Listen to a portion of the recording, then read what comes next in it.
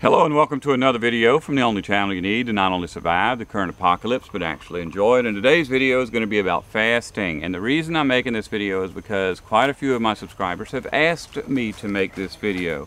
The subjects I talk about often resonate with people that are holistic, people who are vegans, people who do fast, very spiritual people. It's very rare that someone comes to my channel that is a short-haired, church-going Republican. It's usually people who live on the fringes that don't quite fit in. And so people recognize I don't fit in, and they want to find out if I don't fit in the same way that they don't fit in. They ask me if I'm a vegan. I say, no, I wish I could be. And they'll ask me if I fast, and I say, well, yes, I do. When I tell them that, they always want me to make a video about my fasting, and up until now I've always refused to do that for a couple of reasons. But the main reason is that if you're living on the fringes and you don't have many actual friends that you can reach out and touch, you start to associate the people that you meet on YouTube as your friends, and friends always want to do things together. And I would hate to announce that I fast and have people ask, when's the next time you're going to fast, and let's fast together, and then I feel like I'm locked in to a date. And the way my fasting goes is usually very, very fluid. I'll notice that I'm suddenly not feeling good and I want to fast, so I check my schedule, make sure I don't have any doctor's appointments coming up, or that my mom doesn't want us to go out and eat with her or something like that. And then I just start fasting. And I'll mark the time and date on my calendar and I watch it, and I'll set myself a goal. Like if I want to go for 40 days, I write down 40 days. If I want to go for 3.5 days, I write down 3.5 days mentally, and then I try to stick to that. There are times when I have fasted, like maybe for 6 months straight, where I just ate for 3 days and then I fasted for 4, and I did that every week for about 6 months. And then there are other times when it's just been intermediate, and very, very like unplanned and didn't really work out right. But I've been doing this for about 30 years, and the way I started this, I went to the library when I was in the Navy. I went to the library. I got a book on fasting. I read everything in there, and I just decided I wanted to do it. Well, I was working in the military probably 18 hours a day, 7 days a week, and that really is the way my life was when I was in the military, and I hated every bit of it, but I did it. And so it was difficult to not eat for a couple of reasons. One, I needed the energy to work. And two, it's like on my way between workstations, I had to pass the galley, which is like, to me, a buffet. I've never complained about Navy food. And it's free, and if you don't eat it, you don't get it, and it's going to be put out there whether you eat it or not. So it was hard for me to fast back then. I would do fast like 24-hour fast, or at the most a 3-day fast. And that was about all I could take. And then when I got out, I moved in with my parents, and I could not fast at all for like 2 years because, you know, my parents were like bacon and eggs for breakfast, sandwich for lunch, big 6-course supper, and snacks in front of the TV at night. And they really, if you just even miss a meal, they're on you. And you know, it's kind of hard to, you don't want to cause yourself problems.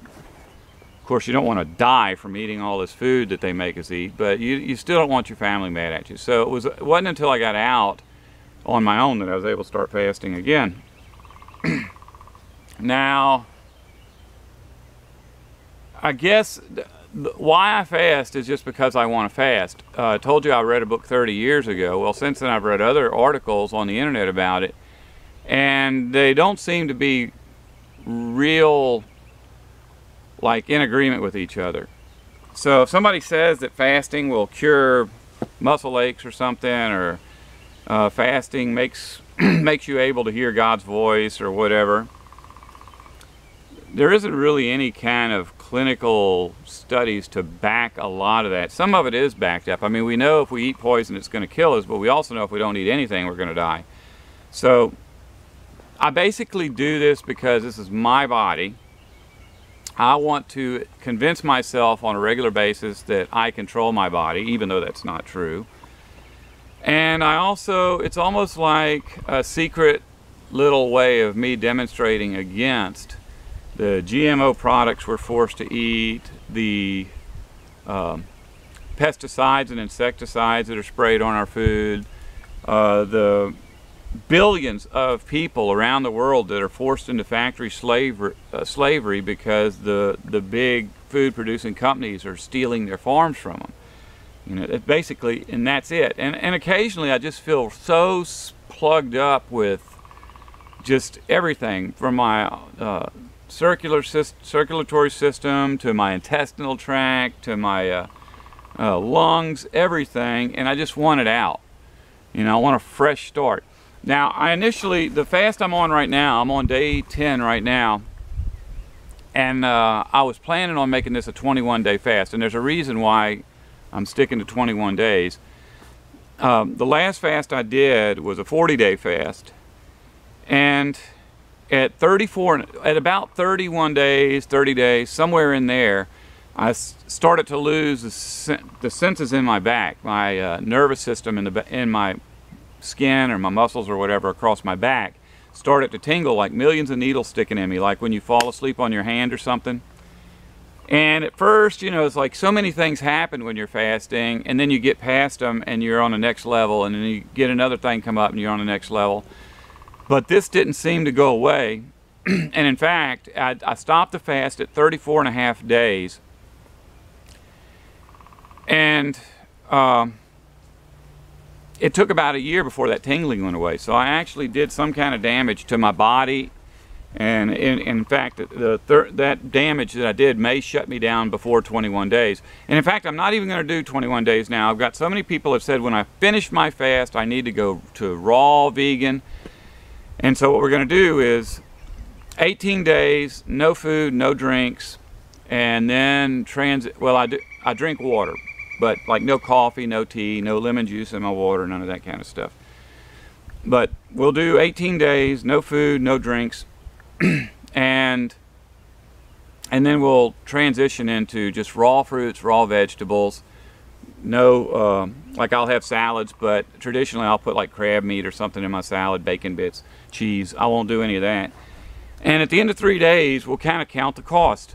I've got several subscribers that have been really pushing me to, you know, attempt this, the raw vegan thing. And the subscribers are Madre Raven and Witcher Works and Eric Ellingwood and probably quite a few others that I don't remember. And I'm sorry if I don't remember your names, because people have been begging me to do this for years. But at the end of the 3 days, I'm going to count the cost, because I know I cannot afford to eat raw fruits and vegetables every day, not with my little bit of income. But there's a new plan out that I've been talking to people about, where you have like a smoothie in the morning, which is all raw fruits and vegetables and water, and then you have maybe like a salad or some cooked vegetables for lunch, which normally would be light meals anyway. And then in the evening, when you have your heavy meal, then you break out the rice and the red beans and the cheap stuff that's a lot of calories. And that sounds like something that's not too far off from what I'm doing already. I've been told that I should not drink or smoke or eat red meat ever again. I can't even imagine doing that, even though right now I'm going, you know, I've gone 34 days without drinking anything, and I've gone 51 years without smoking anything. So it's just one of those things that's like, I like to have that as an option. And that's what, look, when I eat, if you're wondering how I fast, I think I already said it, but just to reiterate, when I fast, I just fast. I drink water, because after 3 days without water, you die. So you have to drink water, but I don't add anything to my water, and I eat no solids. If you attempt to do this and you want to do it with me, that's fine. I've got 10 more days, or however many more days, 8 more days. Just know that I might bail out on you, and in fact, if you try it, you may bail out on me, and it's not a big deal. Now, if you do decide to fast and you accidentally eat, and you think that's not possible, that you can't be in the middle of a fast and forget you're fasting, It happens to me all the time. When I started this fast, like 3.5 days into it, when I was really in the most amount of pain from the fast, I was walking through the woods and there were the blackberries. I just started picking them and throwing them in my mouth. And I got 3 of them down before I thought, well, wait, this isn't a fast. So as far as I'm concerned, I'm still fasting. That was an accident, and I'm not going to say just give up. So don't you give up. And in fact, I've got another friend, Stephen Peterson, that's fasting with me this time, and he actually got invited out with his parents, or he got home and his parents had food for him, and so he ate, and then the next day he went right back to fasting. So if you can do that, you know, for me, once I get a meal down, that's it, fast is over. And you know, people say, wow, you have got so much self-control. How do you do that? You know, 30 years of, you know, fasting, not consistent, but fasting on, off and on. I think a person that can sit down at a table with a pizza in front of them and eat one slice has self-control. To just give up everything is pretty easy.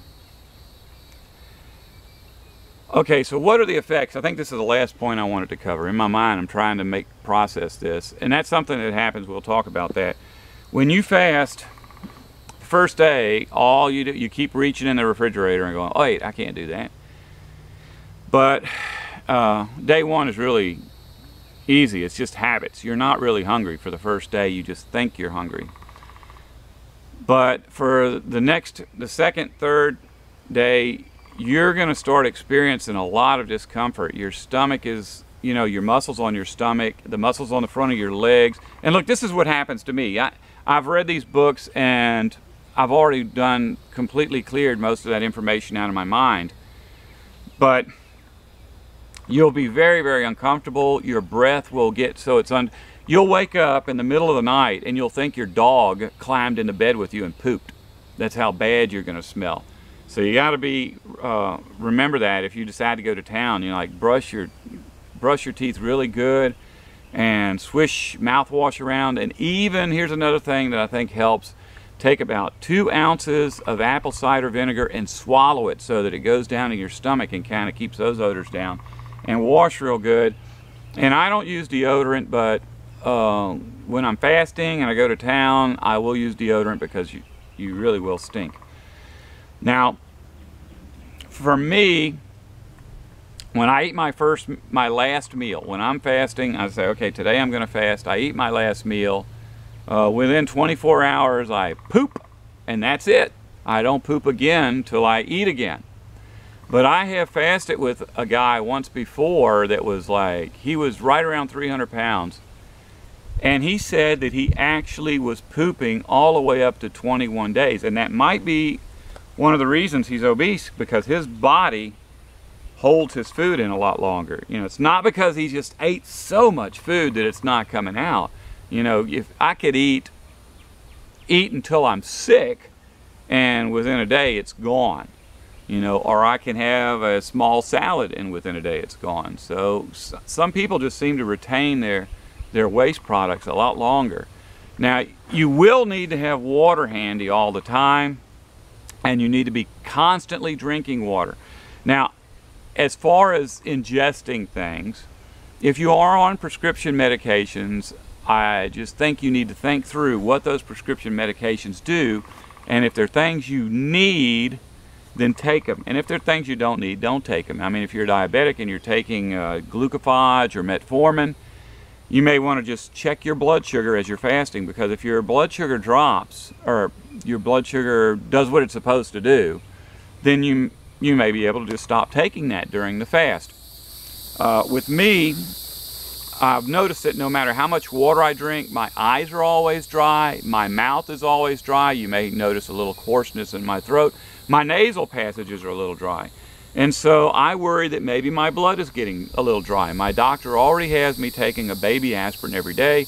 I didn't see any problem with continuing that, as it is a blood thinner, and if my blood is drying up like the rest of my mucous membranes are drying up, then I don't want to risk having a heart attack because of fasting.